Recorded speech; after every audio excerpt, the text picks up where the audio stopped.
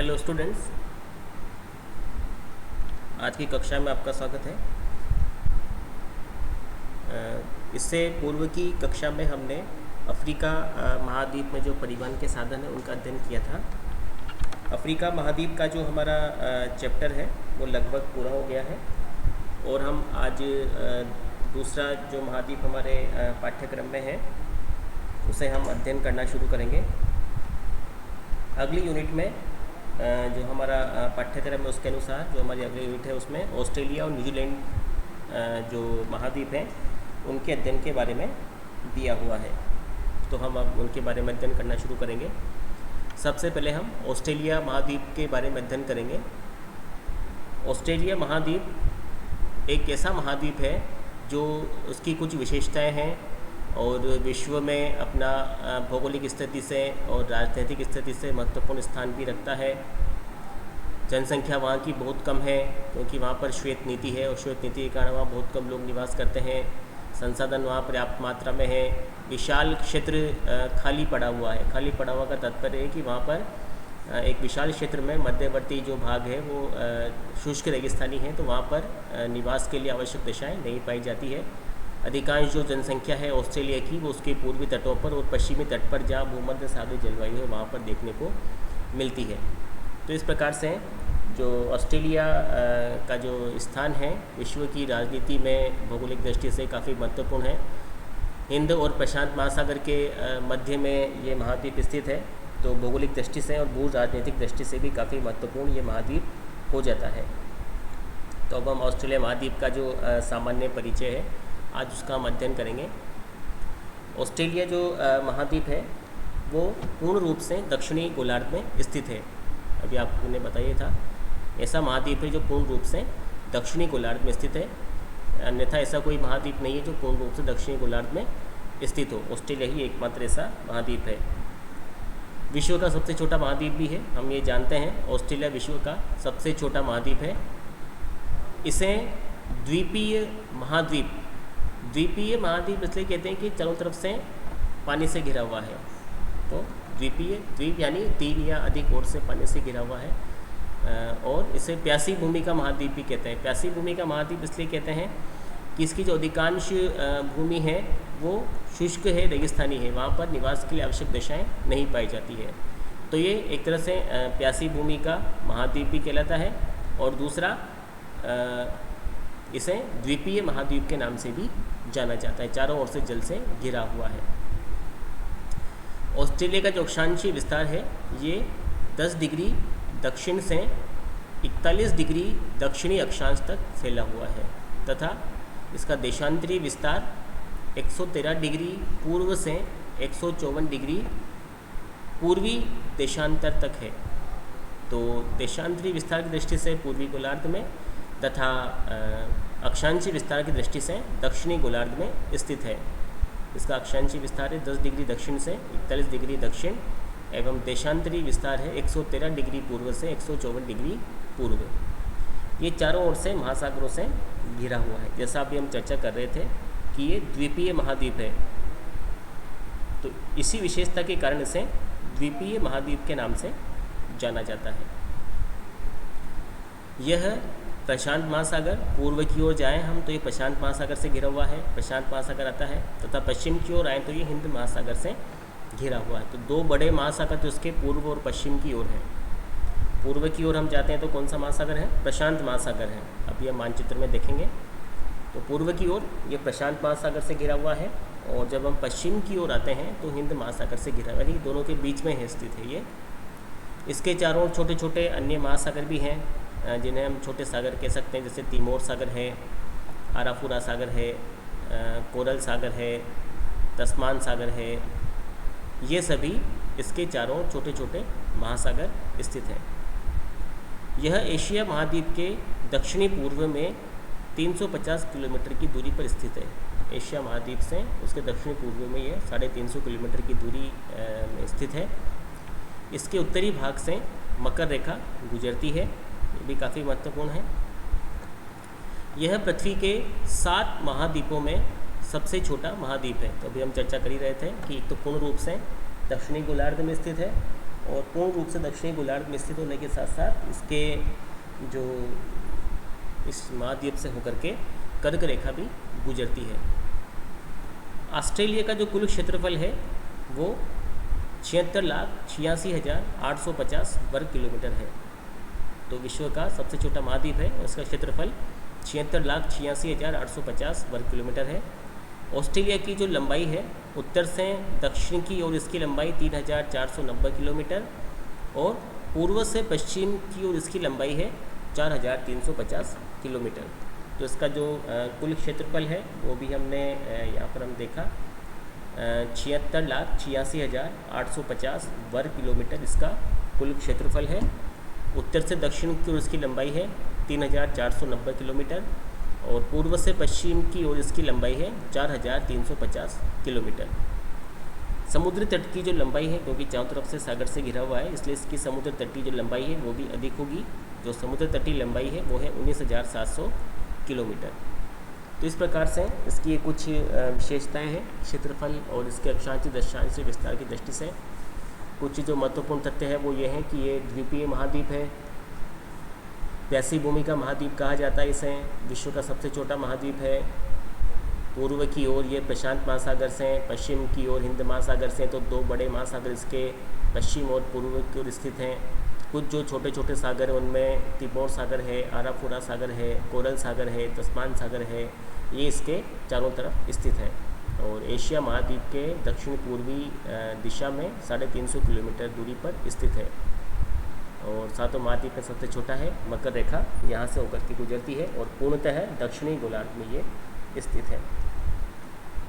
इसका कुल क्षेत्रफल है 76,86,850 वर्ग किलोमीटर और उत्तर से दक्षिण की ओर लंबाई है 3,940 किलोमीटर और पूर्व से पश्चिम की ओर इसकी लंबाई है 4,350 किलोमीटर। समुद्र तट की लंबाई 19,700 किलोमीटर है। अब हम आते हैं इसके मानचित्र पर। ये देखिए, ये ऑस्ट्रेलिया का मानचित्र है। तो अभी हम इसका अक्षांशीय विस्तार देख रहे थे। अक्षांशीय विस्तार कितना है दोस्तों? 10 डिग्री दक्षिण से 41 डिग्री दक्षिण, यानी ये देखिए आप इसका अक्षांशीय विस्तार अब हम देखते हैं। 10 डिग्री दक्षिण से, यहाँ से हम शुरू करेंगे 10 डिग्री दक्षिण से, ये 10 डिग्री साउथ, ये हो गया आपके 10 डिग्री दक्षिण। 10 डिग्री दक्षिण से 41 डिग्री दक्षिण तक, यानी दक्षिण की ओर तरफ हम आएंगे तो ये कितना हो जाएगा आपके 41 डिग्री दक्षिण की ओर इसका विस्तार देखने को मिलता है। ये इसका कौन सा विस्तार है? अक्षांशीय विस्तार है इसका। ये देखिए 10 डिग्री दक्षिण से 41 डिग्री दक्षिण की ओर। इसका देशांतरी विस्तार है 113 डिग्री पूर्व से 154 डिग्री पूर्व। तो 113 डिग्री से 154 डिग्री पूर्व इसका देशांतरी विस्तार है। देशांतरी विस्तार का मतलब, चूँकि ये पूरा का पूरा कौन से गोलार्ध में है, ये पूरा का पूरा अपना पूर्वी गोलार्ध में स्थित है। तो पूर्वी गोलार्ध में स्थित होने के कारण इसका देशांतरी विस्तार है 113 से 154। तो ये देखिए यहाँ पर आप, ये हो गया आपके 113 डिग्री ये देशांतर और ये इधर 154 डिग्री देशांतर। ये हो गया आपके 113 डिग्री देशांतर, ये और ये हो गया आपके 154 डिग्री पूर्वी देशांतर। इन दोनों में क्या आएगा? ईस्ट। ये दोनों पूर्वी गोलार्ध के परिचायक हैं। पूर्वी गोलार्ध में पूरा का पूरा स्थित है। तो इसका जो पूरा विस्तार है वो दक्षिणी और पूर्व में है, यानी दक्षिणी गोलार्ध और पूर्वी गोलार्ध में ये स्थित है। तो ये तो हो गया इसका अक्षांशीय और देशांतरीय विस्तार। अब इसके चारों तरफ कई महासागर हमने पढ़े थे। जैसे हम यहाँ पर देख रहे हैं कि इसका जो पश्चिमी भाग है, ये दिशा तो कौन सी है इसकी दोस्तों? ये तो इसका है वेस्ट और ये इसका है ईस्ट। तो जब हम पश्चिम की ओर जाते हैं तो पश्चिम की ओर जाने पर कौन सा महासागर है? प्रशांत, जो लिखा हुआ भी है पैसिफिक ओशियन। पश्चिम की ओर प्रशांत महासागर स्थित है। ये काफ़ी महत्वपूर्ण है। अगर आप इसको अपने माइंड में सेट कर लेंगे तो आप ऑस्ट्रेलिया के कई सारे प्रश्न आसानी से हल कर सकते हैं। तो ये तो हो गया इसका प्रशांत महासागर, पैसिफिक ओशियन का हिस्सा, और इधर ये है हिंद महासागर वाला हिस्सा, ये हिंद महासागर। तो अभी मैंने आपको बताया था कि इसके पश्चिम की ओर हिंद महासागर है और पूर्व की ओर प्रशांत महासागर है। कुछ छोटे छोटे महासागर और आपको बताए थे जो उसके चारों ओर घिरे हुए हैं, जिनमें हम ये देख सकते हैं, देखिए कोरल सागर है, यहाँ पर आप देख रहे हैं तस्मान सागर, ये तस्मान सागर है, और भी कई सारे महासागर हैं जो जब उसके बारे में डिटेल से पढ़ेंगे हम देखेंगे। कुछ खाड़ियाँ हैं जिनमें मुख्य खाड़ियाँ कौन की, एक तो गल्फ़ ऑफ कारपेंट्रिया है, कारपेंटर की खाड़ी है, और ग्रेट ऑस्ट्रेलियन वाइट है। ये दो इसके महत्वपूर्ण जो है फिजिकल फीचर्स हैं। बास जल संधि है, तस्मानिया और ऑस्ट्रेलिया के बीच में है बास जल संधि, यहाँ पर स्थित है। कुछ प्रमुख पर्वत भी यहाँ पर स्थित हैं, जैसे ये ग्रेट डिवाइडिंग रेंज है, अभी अपन पढ़ेंगे इसके भौतिक प्रदेशों के बारे में। तो ये पर्वतीय क्षेत्र है इधर। ये जो बीच वाला क्षेत्र है ये मरुस्थलीय क्षेत्र है, ये देखिए पूरे के पूरे मरुस्थल हैं यहाँ पर। ये देखो, ये तो है तानामी मरुस्थल हो गया, ये गिब्सन का है, ये ग्रेट विक्टोरिया का मरुस्थल है। तो ये पूरा क्षेत्र मरुस्थलीय भाग है, तो इसलिए इसे प्यासी भूमि का महाद्वीप के नाम से जाना जाता है। और इसकी जो अधिकांश जनसंख्या है वो या तो इस वाले भाग में निवास करती है जहाँ पर भूमध्य सागरीय जलवायु है, दक्षिण पश्चिम वाला हिस्सा, या फिर अधिकांश जनसंख्या इसके पूर्वी क्षेत्र में निवास करती है। देखिए पूरा का पूरा क्षेत्र है, इसी में इसकी जनसंख्या निवास करती है। कुछ बड़े शहर हैं, एडिलेड है, मेलबोर्न है, सिडनी है, कैनबरा है, जो इसकी राजधानी है, यहीं पर अधिकांश जनसंख्या निवास करती है। तो अपनी स्थिति के हिसाब से तो काफ़ी महत्वपूर्ण है, दोनों बड़े महासागरों के बीच में है, जल परिवहन का बौद्धिक लाभ इसको मिलता है। तो इस प्रकार से हम देख रहे हैं कि जो काफ़ी महत्वपूर्ण इसकी स्थिति है। महत्वपूर्ण नदियां हैं, दो इसकी महत्वपूर्ण नदियां हैं। एक नदी तो है, देखिए एक नदी तो ये हो गई डार्लिंग नदी, और दूसरी है मर्रे नदी। ये इसकी प्रमुख नदियां हैं, नदियों के बारे में भी आगे पढ़ेंगे। तो इस प्रकार से ये ऑस्ट्रेलिया का जो महत्वपूर्ण जो सामान्य परिचय है वो इस तरह से हम यहाँ पर देख रहे हैं। इसको अलग अलग राज्यों में बांटा गया है।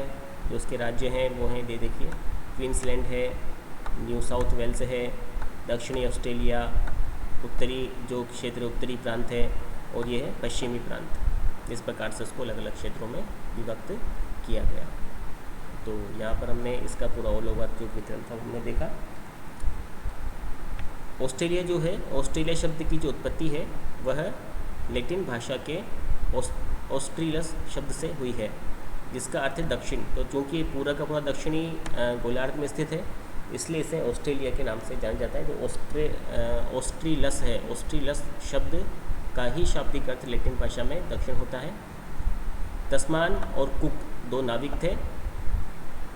इनकी साहसिक यात्राओं का ऑस्ट्रेलिया की खोज में विशेष महत्व है।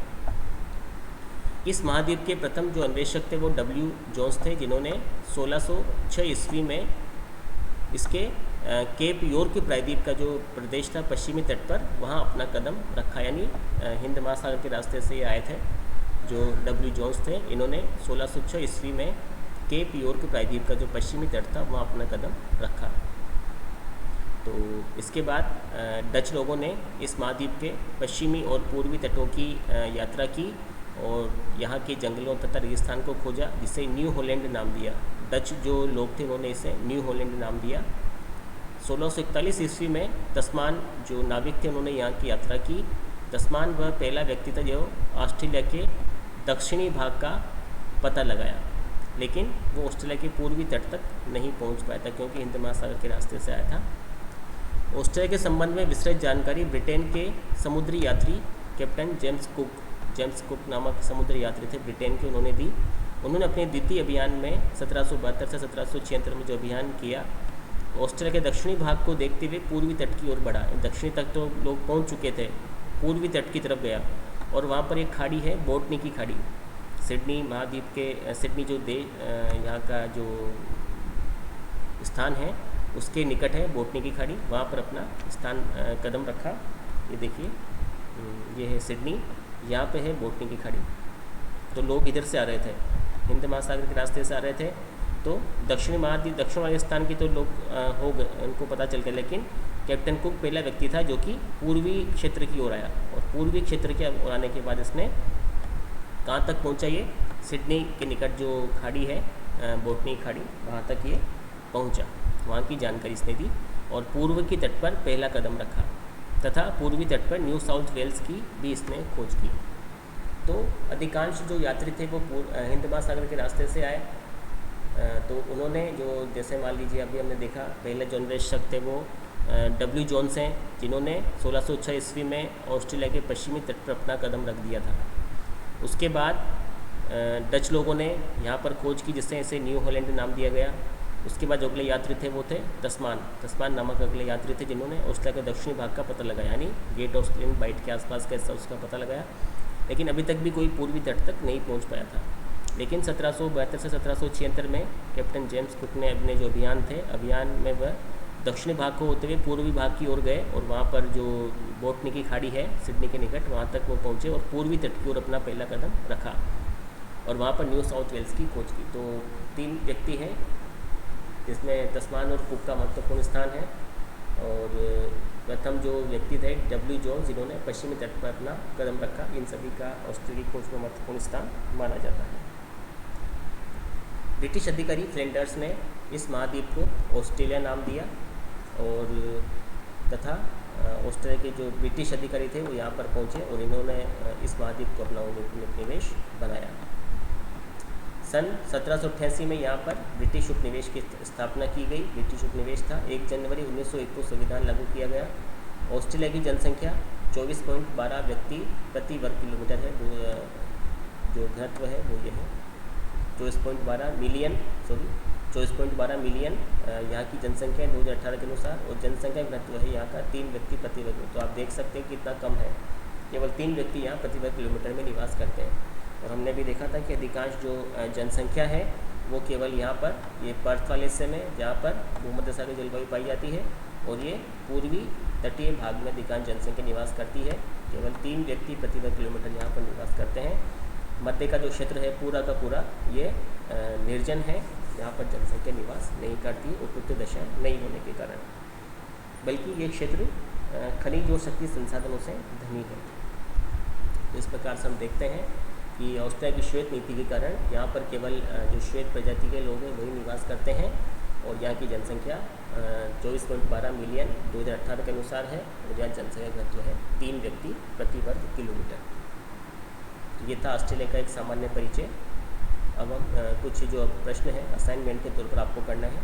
पहला प्रश्न है ऑस्ट्रेलिया का मानचित्र बनाइए। काफ़ी साधारण सा मानचित्र है, आप आसानी से इसकी प्रैक्टिस कर सकते हैं, क्योंकि ऑस्ट्रेलिया प्रादेशिक भूगोल में यदि ऑस्ट्रेलिया के बारे में प्रश्न पूछा जाएगा तो आपको करना है। तो ये आसान सा मानचित्र है, इसकी आपको प्रैक्टिस करनी है ऑस्ट्रेलिया का मानचित्र बनाने की। देखिए मानचित्र की प्रैक्टिस आपको अवश्य होनी चाहिए। इसकी प्रैक्टिस, एक तो इसकी प्रैक्टिस आपको करनी है मानचित्र बनाने की। दूसरा, ऑस्ट्रेलिया महाद्वीप का सामान्य परिचय आपको देना है। जो भी हमने देखा है कि ऑस्ट्रेलिया महाद्वीप का जो अक्षांशीय देशांतरी विस्तार है, कौन से गज के यहाँ से होकर के गुजरती है, कुल विस्तार कितना है, कौन कौन से महाद्वीप इसके चारों तरफ पाए जाते हैं, इसकी खोज कैसे हुई, इन सभी तथ्यों के बारे में आपको इसमें लिखना है। तो ये आपके अभ्यास के प्रश्न हैं, असाइनमेंट के प्रश्न हैं, जिन्हें आपको करना है। तो आज हम इतना ही पढ़ेंगे। अगली कक्षा में हम ऑस्ट्रेलिया के जो भौतिक स्वरूप हैं उनका अध्ययन करेंगे। धन्यवाद।